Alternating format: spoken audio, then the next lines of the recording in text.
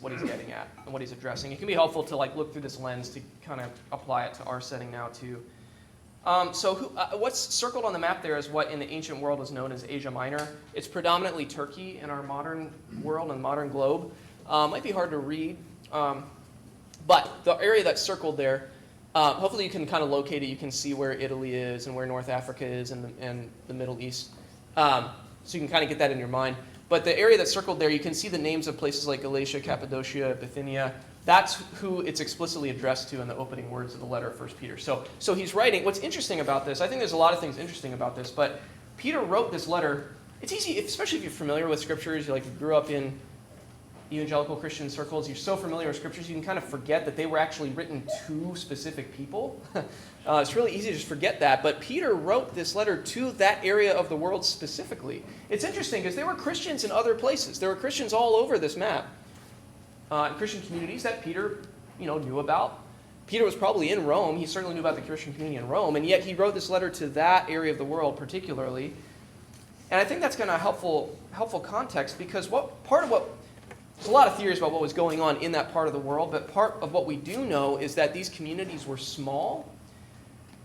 These communities very likely were actual exiles. It's possible that many of them were exiled from cities like Rome because of being Christian. It's very possible that that's where a lot of these churches, how they started, was because they were exiled. Because of their faith. That's an important thing that Peter has in view. So we know they were small. We know that a lot of them were probably exiled, and we know that they were beleaguered. They were struggling. They were living, I use these phrases, out of step. They were living out of step with the people they were around. And I also, you've been using the phrase against the grain. They were living against the grain of the culture that they were immersed in Asia Minor. And they were living in this way because they were committed to a life of loyalty to Christ, as I already said. And so in many ways, I think that Peter's letter to this part of the world can be seen as a long exhortation, a long encouragement, a word to remind them, to these communities specifically, I know you're small, I know you're beleaguered, I know you're experiencing things, significant suffering, things like facing potential incarceration, imprisonment, things like losing any ability to make a livelihood. Like people were literally losing, we have evidence that people were losing access to wealth and access to jobs, and not just getting fired from a job, but getting marginalized in such a way that they knew they wouldn't be able to practice their livelihood ever again in that city. Think about that. What if you lost, if you have a career, what if you not only lost your career, but lost any prospect of having a career anywhere in the greater Portland area because of your Christian faith? Just kind of let that sink in emotionally for a second. That's kind of what was going on here. So he's writing this letter to them to say, hold fast, keep going, don't despair. Maybe like that woman I bumped into at the library, don't give in to kind of a nihilistic despair. Be loyal because Christ is loyal to you. And so that's the context of this. And we're going to zoom in on a particular section in chapter 3. I'm going to read so follow along. This is the CSB translation, but you can follow along whatever you're reading. I'm going to unpack just kind of a couple chunks of these verses here. Starting in verse 13, Peter writes, again, keep the image of these small, beleaguered, suffering communities in mind. He says to them, Who then will harm you if you are devoted to what is good? But even if you should suffer for righteousness, you are blessed. Do not fear them or be intimidated. But in your hearts, regard Christ the Lord as holy. This is a famous verse, you might recognize this. Ready at any time to give a defense to anyone who asks you for a reason for the hope that is in you. Yet, I love this part. Do this with gentleness and reverence, keeping a clear conscience, so that when you are accused, those who disparage your good conduct in Christ will be put to shame. For it is better to suffer for doing good, if that should be God's will, than for doing evil. Let me go back for a second. So I talked about this again 2 weeks ago a little bit. If you were here for that, you might remember this. And I want to revisit it briefly because I want to continue to be really precise and careful and nuanced when talking about suffering. The topic of suffering. Suffering shows up a lot in 1 Peter in this letter. It shows up a lot. And also, suffering, we all interact with suffering. We all have interacted with suffering. I know, I'm pretty confident I can say that for everyone that's here and everyone that's in this community that's not here this morning. We all bump into suffering and experience suffering in different ways in our lives. And so that's why I want to be really careful here. I need to talk about it because Peter talked about it, but I also want to do it in a careful and wise way. So when I talked about suffering 2 weeks ago, I tried to differentiate. It's also tricky because we've used this blanket word suffering for so many types of experiences, right? So when I talked about it 2 weeks ago, I tried to break it out into some different kind of categories. And so sometimes, for example, sometimes we experience suffering because of decisions that we make, mistakes we make. Like sometimes we incur some experience of suffering on ourselves because of poor choices. That's one type of suffering. Sometimes we suffer because we're victimized, because other people are predatory or whatever. Other people just do terrible things, and sometimes we suffer at the hands of others. Sometimes we suffer seemingly randomly. There's no account for it. Why did this disease show up? Why did this natural disaster hit? Why did, fill in the blank? Sometimes that happens. Actually, Luke chapter 13, Jesus talks about, if you're familiar with the story, Jesus is asked about, a tower fell over and killed people. And the people try to pin Jesus down and say, why did this happen? Did those people sin because the tower fell on them? Jesus says, no. That's seemingly random suffering. It's fascinating. Read Luke 13. These are all legitimate suffering, experiences. We can suffer because of our choices. We can suffer because of other people. We can suffer seemingly randomly. Those are all legitimate suffering experiences, and they happen. But here's the thing. I don't think Peter is talking about any of those types of suffering. I'm repeating what I said 2 weeks ago, but I think this is important. I think he's talking about a fourth type of suffering, which is suffering because of the decision to follow Christ in this world. That's really important distinction. Suffering because of loyalty to Christ. That's not random. That's not being victimized. It's something different. I think that Peter's words about suffering in general can be encouragement to anyone who's suffering in any type of way, but I just think to be faithful to what Peter is trying to get at and to be wise in how we think about this, it's really important to distinguish this exact type of suffering he's talking about. And I think he clearly has that in mind specifically because look what he says. He says, if you suffer for what? For righteousness. If you suffer for righteousness. And later on he says, if you suffer because of Christ. If you suffer for righteousness, that's a specific type of suffering. He doesn't say if you suffer randomly, right? And think about this. This hit me this week. Who's writing this? This is Peter. This is Peter's, one of the closest friends of Jesus, who was on the mountain with Jesus when Jesus gave that sermon and said what? Blessed are those who are persecuted for what? For righteousness' sake. And here's Peter writing, if you suffer for righteousness, you're blessed. This is Peter just carrying the words of Christ through his ministry and pushing them out to the other earliest Christians. I think it's beautiful. Yeah. Beautiful. So all I'm trying to say here, Peter is clearly drawing on Christ's teaching. Peter would live this way. Peter was, according to tradition, crucified himself, but he was crucified upside down because he didn't think he was worthy to be crucified in the same way that Christ was. So he walked this. He practiced this. But also, he's not offering a cliche or trite response to suffering. He's not. He's not saying things that, and I grew up in the kind of Christian evangelical culture, and I know that sometimes you hear cliche things that are well-meaning. Usually they're well-meaning, but you'll hear things like, well, God's ways are higher than our ways. Or, God won't give you more than you can handle. Don't worry. Right? And I know both those things are based in Scripture. I know that. But man, sometimes they are not helpful.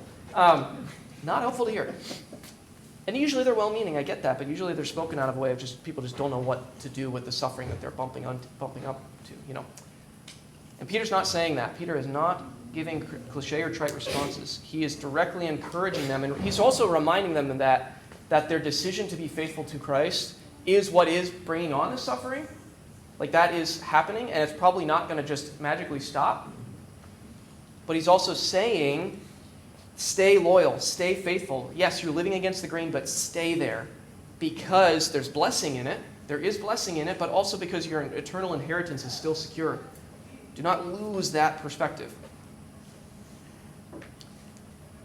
And I also want to comment a bit on verse 15, because that is such a famous verse. How many of you have just heard that verse? The always be ready at any time to give a defense. Yeah, that's fairly common, right? If you've been around reading the Bible growing up or whatever. Where is it typically used? Pruse, where is it? How do you hear it? What's the context you typically hear it in? I think it's like someone asks you, or Yeah. a question like, how to check your testimony. Yeah, you're ready. Yeah, whip it out. Intellectual arguments, testimonies, apologetics is how I typically hear it used. Right, so if you're not familiar with what I'm talking about, just the nature of arguing for a defense of the faith. That typically this verse is used and deployed in that context to bolster the notion of being ready at any time to tell your story or to have an intellectual argument ready, right? Be ready to convince anybody at any time. I think that's a legitimate application of this verse. I do. I think it's a universally good thing to always be ready to give a defense for why you believe what you believe. But I want to sit and think for a second about the context in which this verse is being written. It's being written in the immediate context of the letter. It's being written in the context of suffering because of being faithful to Christ.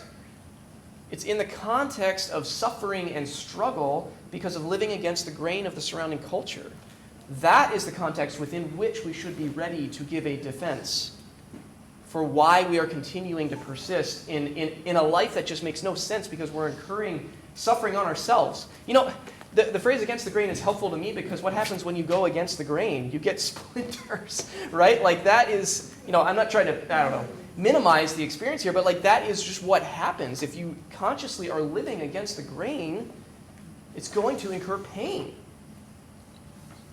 And that's where Peter says, be ready. That's the context in which he says, be ready. I don't think it's just purely intellectual, cerebral, be ready, be like looking for anyone who's ready to argue, Your apologetics weapons out. No, it's persistent suffering, and be ready when that choice to persist in suffering brings up curiosity and questions and bewilderment from people watching you. Be ready then. Be ready then to explain to that person, this is why I'm living this way. There's a thinker, writer, missiologist named Michael Frost that I appreciate, and he uses the phrase, he says that Christians should be living questionable lives. To be living questionable lives. And he's doing it, he's a little snarky, That's why I like him. I think he's got some snark. But I like that phrase a lot because what he's saying is that Christians should be living lives that provoke questions from those around who are watching them live. Live a questionable life. You should be living in such a way that provokes questions. In other words, if you're not, if your life doesn't provoke any questions, is it possible you're too with the grain? Is it possible you're just going along with the grain maybe a little too much? What I also like about this idea is that it presumes that people are watching. If you live a questionable life, it presumes that people are watching to such an extent that they will ask, that they will be curious, that they will wonder. It presumes that our lives are visible. Let me give a personal example of this. So Jill and I are, Eli is 4, so he's not quite at school age yet, but he's getting close. And so Jill and I have been talking about what are we going to do about school? We're going to send him to public school or not, homeschool or not, or some other, option.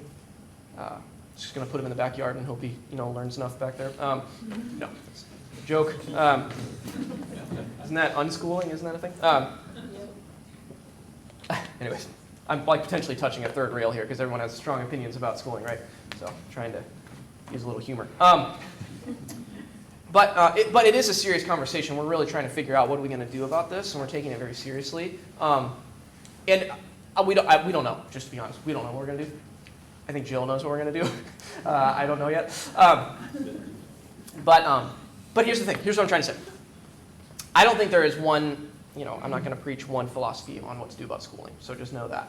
I think that's very dependent on life and family situation and context and kid personalities and all that. It's a very complicated thing. We have families in this church who've homeschooled and who've gone to public school and everything in between. But what I want to say about this is that it is bringing up this whole idea of living a questionable life precisely because we're so immersed in the life of our neighborhood and because Eli is friends with so many other kids his age in our neighborhood who are going to start, they're pretty much all universally going to start going to the public school down the road in a year or two.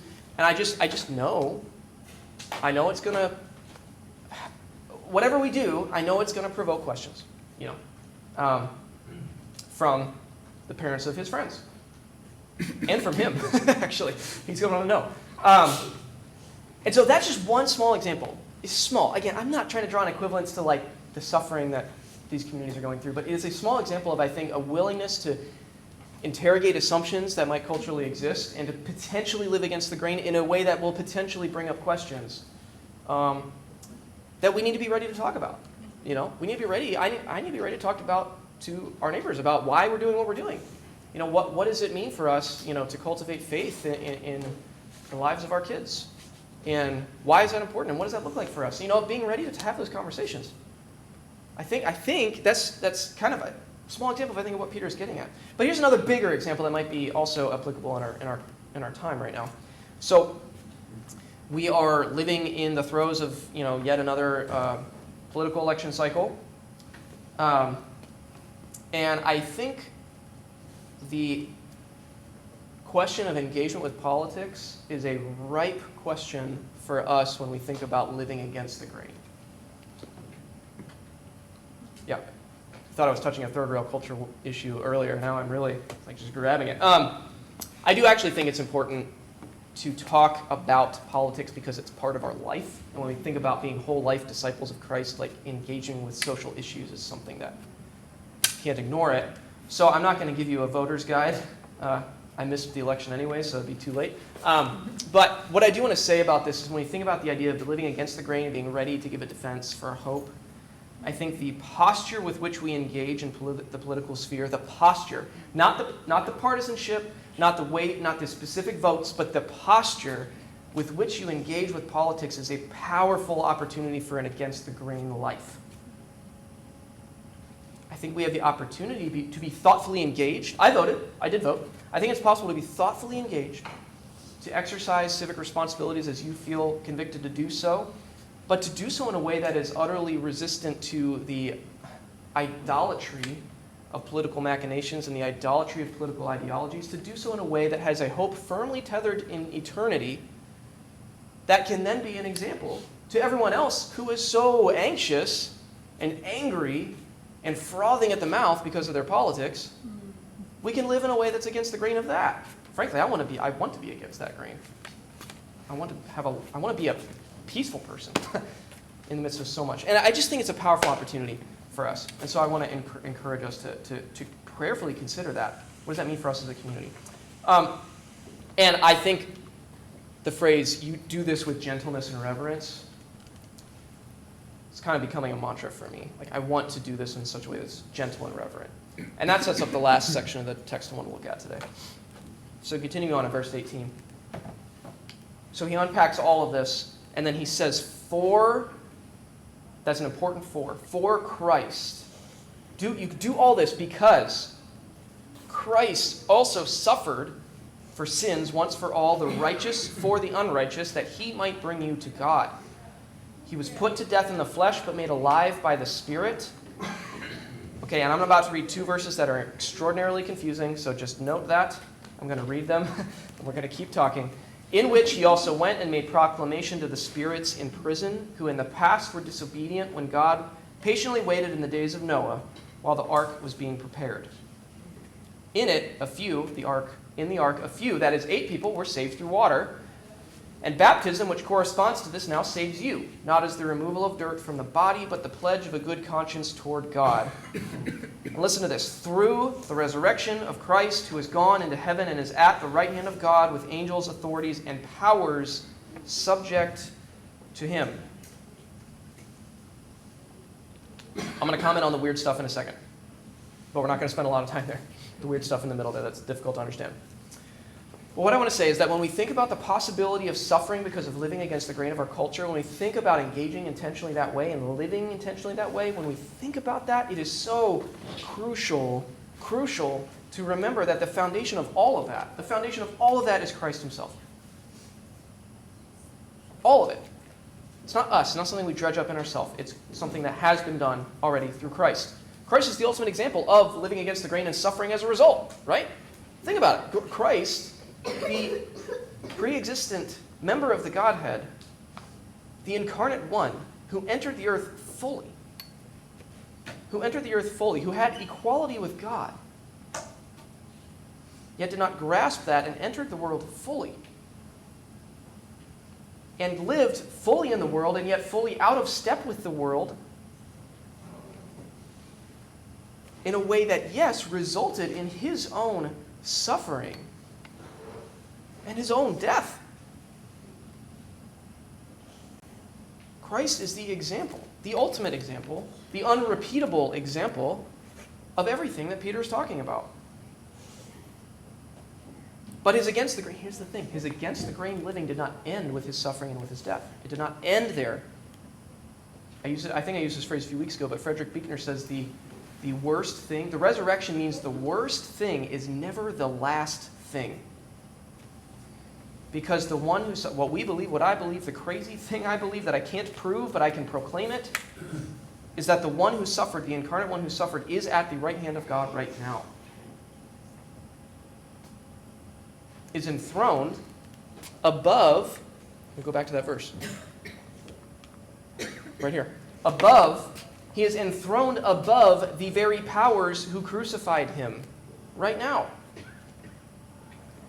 The very powers who caused his suffering, who crucified him, are now subject to him right now. I know this is hard to wrap our minds around sometimes, but the very powers who cause our suffering for being loyal to him, the very powers who cause our suffering today for being loyal to him, those powers are also subject to him. I really believe that the only way we can have any hope for living confidently in the face of the same kind of suffering that Peter's talking about, for persisting in confidence, it has to be rooted in a firm conviction that the suffering one we are loyal to is enthroned right now above all of our suffering. I just believe it has to be there. What else could possibly give us enough hope? What else could? I don't know. If you know, please, tell me. I can't come up with anything. I've explored other thought systems. It's also interesting. There's a whole thing. I didn't have time to go into this, but Peter apparently really loves Psalm 34. Maybe go back and read Psalm 34 sometime this week in your own prayer and devotional life. He quotes Psalm 34 and alludes to it all over his letter. And one phrase in Psalm 34 is that the face of the Lord. When you, maybe this will be helpful to you. If you are struggling and if you struggle to understand how this suffering could really be subject to Christ right now, consider this phrase from the psalm that Peter quotes here. The face of the Lord is against those who do evil. The face of the Lord is against those who do evil.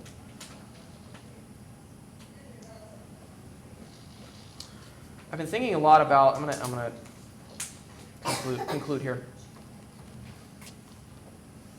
I've been thinking a lot about the phrase, the fullness of time, as it relates to all this lately. The fullness of time. And this is one of those things that I know I can't prove it. I mean, I think the matters of faith, again, you can't prove in an empirical sense. You just can't. Sometimes I think apologetics gets tripped up on that attempt. But you can proclaim, and I really do believe in faith that somehow all of this will make sense in the fullness of time. That somehow all truly will be well in the new heavens and the new earth, that all will be made new, that God's perfect justice and perfect mercy and forgiveness and perfect love will make sense of all of it, including the suffering that Peter's writing to, whatever they were going through. I truly believe the fullness of time when we are brought into the full consummation of God's kingdom in all of its righteousness and given a glimpse of God's perspective on everything that has happened in history, including the things we're complicit in that we don't even know about right now, when all of that is revealed in the fullness of time, somehow it will make sense.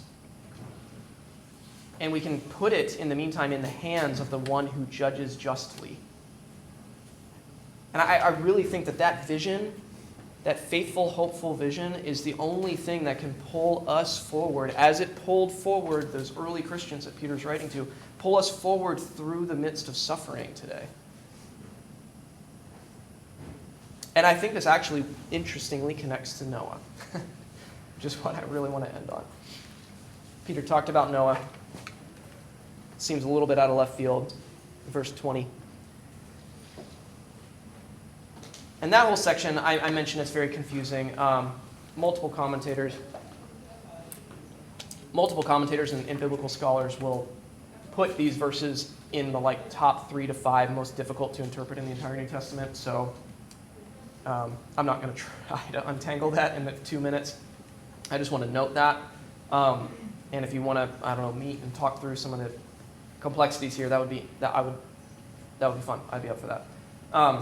But all I want to say about it is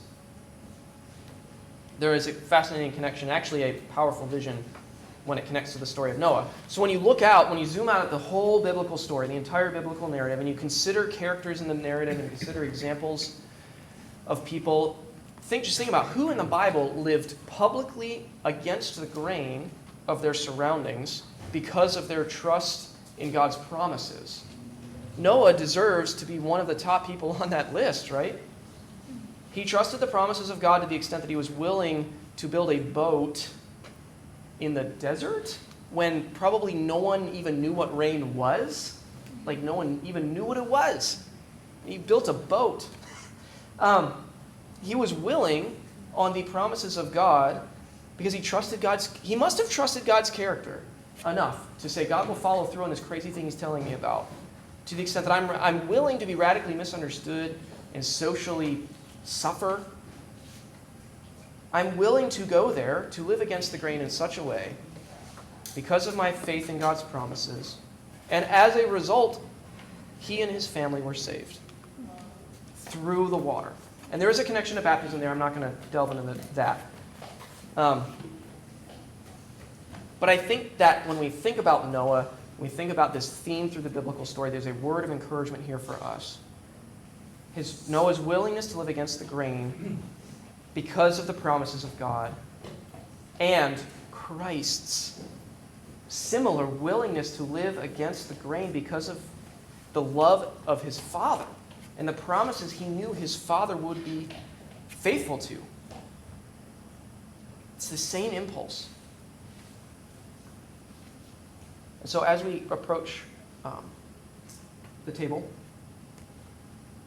I want to encourage you to consider the promises of God. Consider the character of God. Consider that the promises and love and faithfulness of God will make sense in the fullness of time. Consider the reality of Christ's death and his resurrection and his current enthronement above all that causes suffering in our world right now. Christ is enthroned above our toxic politics. Christ is enthroned above Vladimir Putin. Christ is enthroned above everything that causes suffering in the world right now. Again, I can't make sense of all of it in this moment, but I know it will, I believe it will make sense one day. And we'll all be there together. And so I just want to encourage you to consider that as we approach the table. And before we do, I want to read a prayer together, recite it together. It's very short. It's one sentence. It's from someone named Julia of Norwich. I don't know if anyone's familiar with her. She lived in the 1400s. She was a mystic. She actually lived a life of suffering, and she had really powerful prayer experiences, and wrote many of them. They're collected, if you're interested in them, they're collected in a book called Revelations of Divine Love. Really beautiful writing. She has this very famous prayer. And I actually want to invite us to all say it together before we go to communion. I want to say it twice. I want you to consider this prayer in the context of everything I've said. the hope that we have, that the secure eternity we have in the inheritance in Christ's resurrection and his enthronement above all that we encounter in the world today, and the invitation to come to the table as an act to declare your hope and your confidence there. So pray this prayer with me, if you will. All shall be well, and all shall be well, and all manner of things shall be well. Amen. One more time. All shall be well, and all shall be well, and all manner of things shall be well. Amen. The musicians are going to start playing, and you are welcome to, as you are ready, you're welcome to come up and take communion. This is something we do every